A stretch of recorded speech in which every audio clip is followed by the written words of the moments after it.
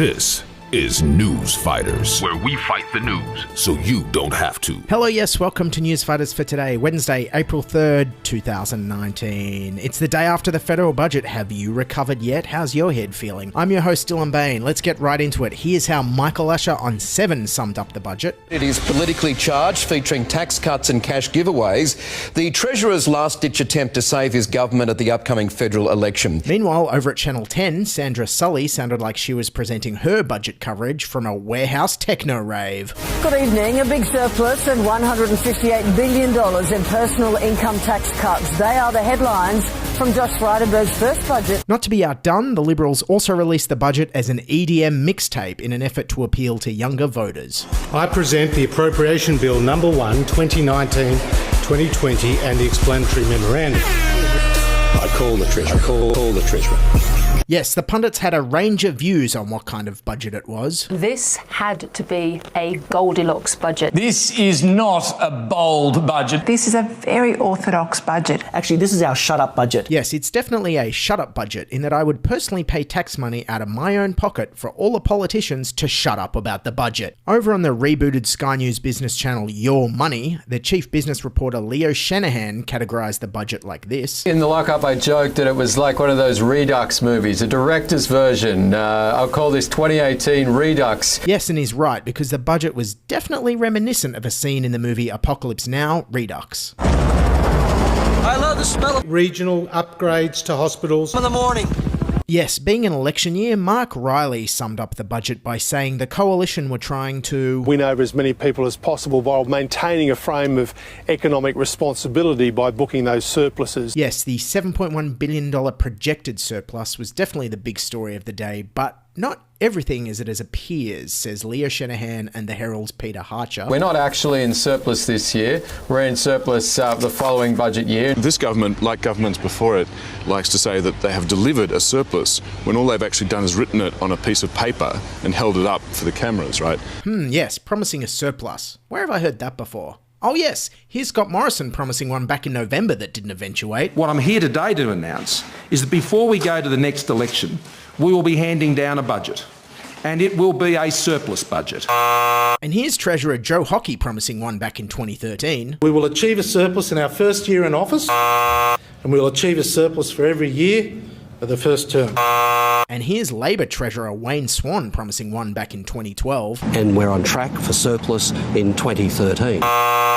Yeah, good thing Australians won't fall for that one again. Anyway, so 2 things came out of the Liberals' budget announcement, both reminiscent of classic rock songs. The first was their last splash. Plus a cash splash. While there's certainly a cash splash, the Treasurer is splashing cash.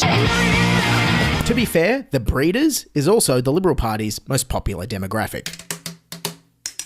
Now, see if you can spot the second song theme here. Well, Australia is back in the black. Back in black, he Instagrammed. The budget going back in black. Back in the black. Back in black. Back in black. We're going to hear a lot about back in black, I can tell you that. I thought Tina Arena was your singer of choice, and yet we've got Akadaka back in black. Yes, and Laura Jays on Sky News was all over it. This moody black and white ACDS back in the black. Yes, and my favourite Aussie band is definitely ACD. They're very ACD-esque. Meanwhile, the ABC's Greg Jennett just used it as a pointless excuse to list the titles of all the AC/DC songs he could remember. So, Highway to Hell or Dirty Deeds Done Dirt Cheap? What's he delivered tonight? But a lot of journos pointed out, But they're not back in the black. Why you said the budget's back in the black and it's not? But you're not really back in black, are you? then maybe there's a better early 80s Aussie rock song that sums up the current financial situation.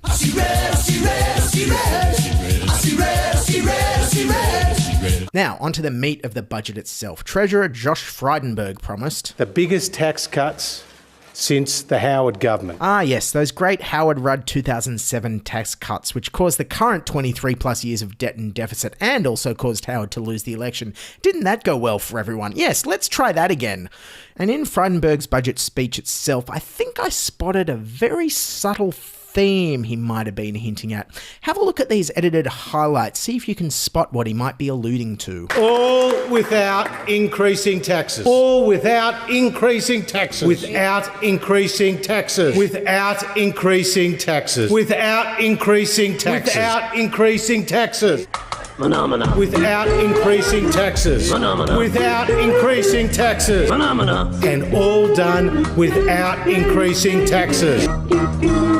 Yes, the Muppet Show continues, but it wasn't all talk of tax cuts. And the ABC gets $43 million, mostly to maintain regional news services. $43 million for the ABC for local news. Well, I don't know. Having watched their budget coverage last night, I think that money could definitely be better spent on technicians for their live crosses. Chris Richardson, what sort of picture does this budget paint for the road ahead on things like wages, jobs growth and so forth?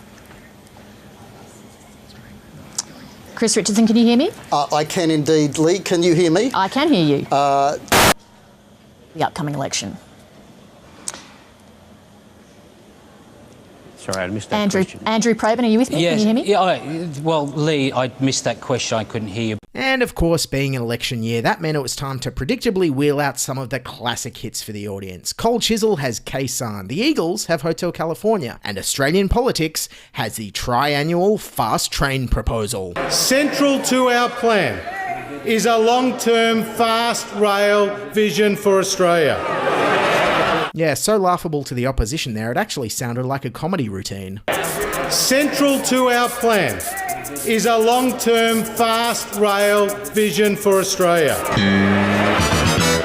While talking about infrastructure, Frydenberg also had this radical proposal. We will deliver new infrastructure projects to ease congestion in our cities. It will include a $500 million commuter car park fund that will improve access to public transport hubs and take thousands of cars off the roads. Yes, and let me tell you, nothing discourages car use like building more car parks. It's a bit like having a plan to fight obesity, which gives out free ice cream. Or, you know, fighting climate change by giving money to polluters.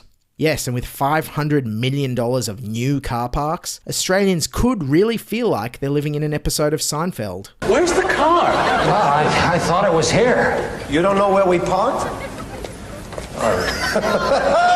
They also outlined their plan for getting young people into home ownership. Australians have been gifted a precious inheritance. Yes, being gifted an inheritance. Now that's actually an economic policy that the entire Liberal Party can get behind. Anyways, then Frydenberg snuck this in. We're also allocating an additional $680 million to support our service men and women deployed abroad. Yeah, just a sneaky 2/3 of the entire ABC budget there for something completely vague but military related. Don't question it or you're un-Australian. Moving on. Frydenberg then went on to outline funding to fight cyberbullying. Just as we teach our kids to cross the street, we have to teach them how to sensibly and safely use the web. The web? It's 2019. What kids out there are using the web? Even these dumb kids from this 90s video realize the web is only a small part of the internet. There are 3 important services you can access on the internet. Surfing the World Wide Web. Surfing? That sounds pretty cool already. Yeah, unlike this budget. Anyway, speaking of the World Wide Web, over at Channel 10's groovy youth news website 10 Daily, they tried to summarise the budget for young people by using something all young people can relate to. Footage from the 1999 Heath Ledger film Two Hands for some reason.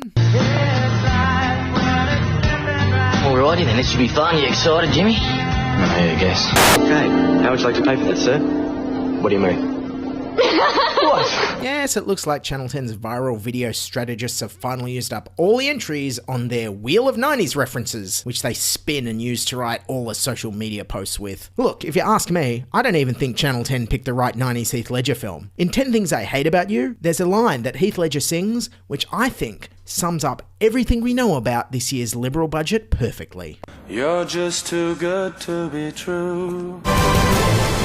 That's Newsfighters for today, April 3, 2019. Thanks for listening. Don't forget to subscribe on your podcasting apps. Also, we're on SoundCloud, YouTube, we're on the web, newsfighters.com. That sounds pretty cool. We're on Twitter, @NewsFightersPod. Keep fighting, and bye for now. This is Newsfighters, where we fight the news so you don't have to.